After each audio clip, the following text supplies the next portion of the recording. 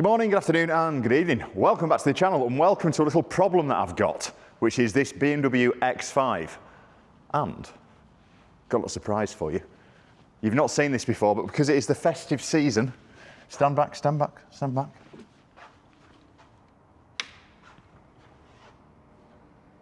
Anyway, so this X5 has been hanging around like a bad smell.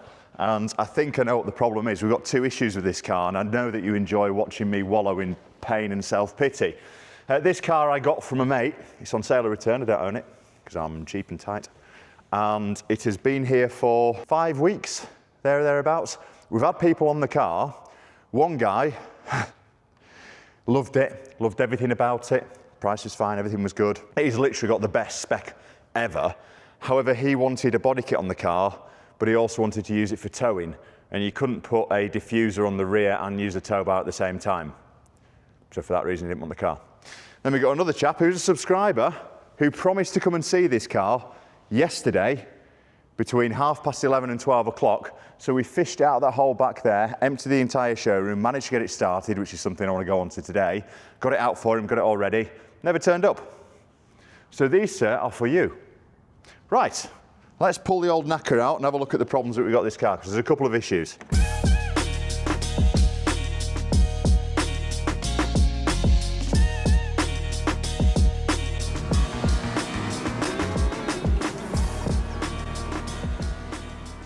First of all, is it going to start?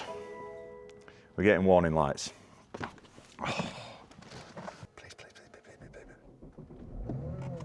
Okay, good news, we've actually got a car that starts. Now, it's really weird this, because sometimes she will start, sometimes she will not start. Now, actually I do understand that it started now because it was running yesterday waiting for this bloke. However, I think we've got some battery issues with this car that we're going to have a quick look at. Also, I think I know why it's not selling. And unfortunately, this is where, with car dealers, it becomes a little bit tricky. I don't like lying on adverts, and I'm going to talk you through why a lie might help with this car. I'm not going to do it. I might do it. Let's have a look around it. So, spec-wise, incredible. Condition-wise, excellent. Bit of polish. Everything is perfect on this car. It is sort of off and on with starting. Sometimes it wants to, sometimes it doesn't want to. However, I think there are two problems with this. First of all, I think we've got some battery issues that we're going to look at now. But secondly, this car is the best spec car on the internet. It is well priced for the spec. It is in the right colour. It is one owner. It is full BMW service history. It's literally everything that you want. The mileage is 70,459. Now the problem with that is it means that if you are looking for a car and your maximum mileage is 70,000 when you're searching on, I don't know, we'll use Auto Trader for an example. But if you use an Auto Trader search for a car and you go maximum mileage 70,000, you're going to miss this one. Whereas actually, for 450 miles or whatever, you probably would have bought it anyway because of the spec and everything else. So I've got two problems. The first of all, do I tell a little bit of a porky on the advert? Because what I could do is put it on at bang on 70,000 miles and then in the advert have the actual mileage written. But the problem with that is, you're telling a lie, aren't you? Or are you telling a lie? Because you're not telling a lie, you're putting it in there. This is a real sort of difficult one to balance. We had two cars off Tom, this and an X3. X3 went like that, it'd done 40-odd thousand miles. I think the mileage is a killer on this, and not because it's done 70, but because it's done slightly over 70. So that's one of the problems. The other issue is this battery, that is sometimes maybe yes, sometimes maybe no. So in winter, I am GT Parts Supplier's best friend, because what I like to do is order lots of different batteries. So we've just put a battery on that Focus. There's a Porsche 911 in the car park, which is finally nearly done. This one here is this Tech Art one. Literally just got to put the centre caps in that car and do the interior, and it is ready to photograph. That's been an interesting journey. I'll fill you in on that one later. So that's had a battery. What else had a battery so far this year? I was literally about to say that. Thank you. So we have got trickle chargers on this. So that 911 I think is currently sat on trickle at the moment. Or it was, yeah, Tim unplugged it the other day. So we sort of move them around from car to car keeping them on trickle charge, that RS6 on trickle charge the other day. What I need to do is stop being tight and buy some more trickle charges, but they're about 200 quid a throw. Whereas, man maths, it's just cheaper to go around each one. So we've been sent something to test batteries with, which I'm going to do today to see whether or not this just needs a good run or it needs a new battery. Let me show you what I've been sent. This is a company you might recognise. They've been on the channel before. It's a company called TopDon. And they sent me this through because we're getting into winter, and they suggested that if I test batteries more regularly, I'm less likely to have problems. And they would be right. What they are missing is the time would be just stupid and lazy. However, let's put it into action and see what it actually does. Because if we've got to put a battery on this, then unfortunately, for Tom, with it being on sale or return, it's his problem. It's one thing I like about sale or return. Let's get this opened up and see whether or not it's going to give us an answer.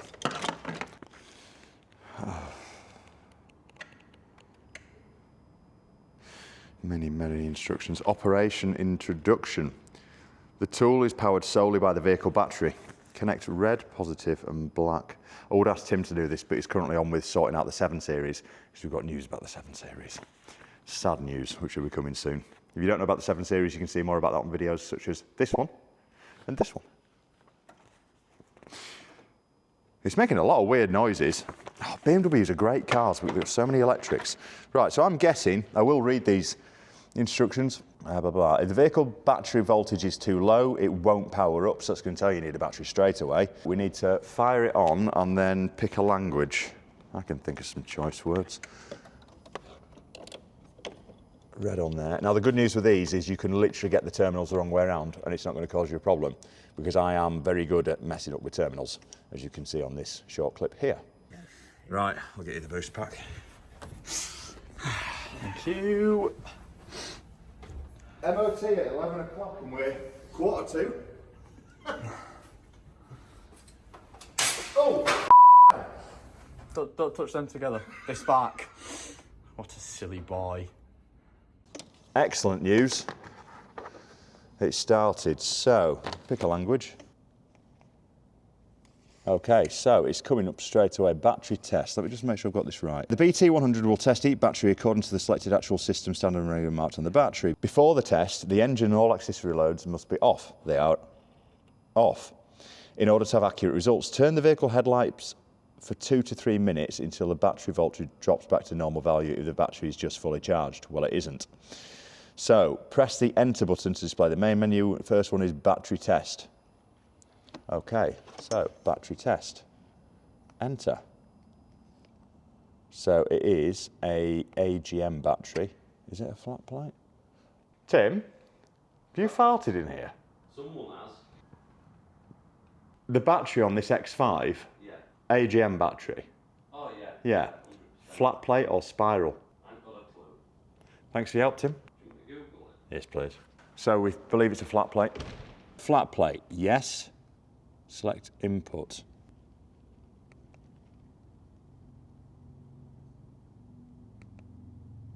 Right, so immediately it's told me that the power is too low. I've got a sneaky feeling it's going to show us exactly what's wrong with this straight away. Right, okay. Health is 6%. Charge is 0. Oh, God. So it's saying that we need to charge this battery because it is that low. So we shall run her. We shall run the car, get it charged up, and test it again. But that's telling me everything I need to know. The battery health is 6%. That is a problem. We should get it charged up. All right, we'll leave it running. We'll come back down in a bit. Right, so let's have a quick look at the battery, and it'll tell you on here your cold cranking amps, which is your CCA. So when you're going through, it's normally written on the top of the battery, and then you can work it out. Now, I've just noticed it's got a trickle charger on this. That'd have been good to know, wouldn't it? Anyway, what we're going to do now is test that it's charging. So we're going to fire the old girl back up. Yeah. And do a charge test on it. I'm a mechanic. You're on there. You're on there. Okay, battery tester. Let's do a charging test. Enter. Enter. What this will do is it'll test to see that the battery's charging up properly. These are like 40 quid. It's actually good value for money. Okay, so it's asking us to increase the RPM to 2,500. Tim! Tim! Oh, you're right, just giving it a tickle to 2.5k. That's Yorkshire foot. Would you mind please revving this car to 2,500 RPM? Yeah. Okay. Excellent. So that's telling me it's not the alternator. Tim looked very impressed, don't he? Oh yeah, this guy knows. Right, that's quite cool actually, isn't it? Right, okay, so exit that.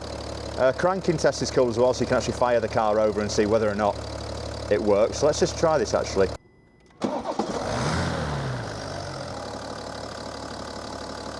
Yeah, normal. I'm doing things. Right, so that's good as well. This is quite cool. Right, so now we can go back into battery test. It is an AGM flat plate, we know that. So select input CCA.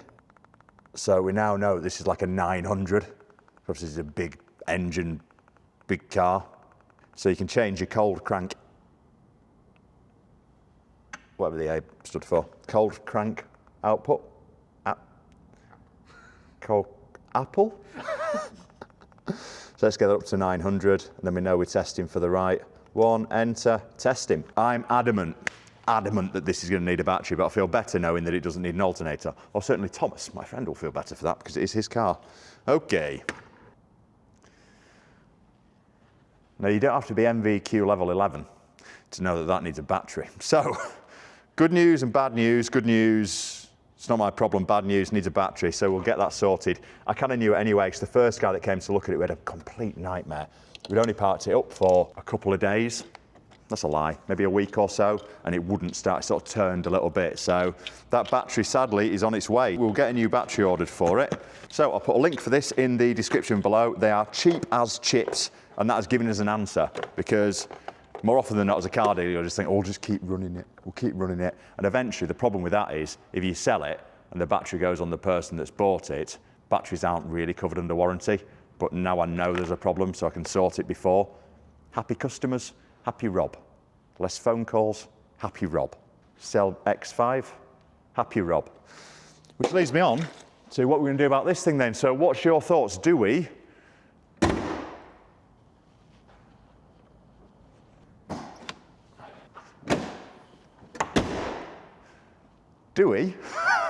lie on the advert? Oh, we just got a light pinged on then straight away.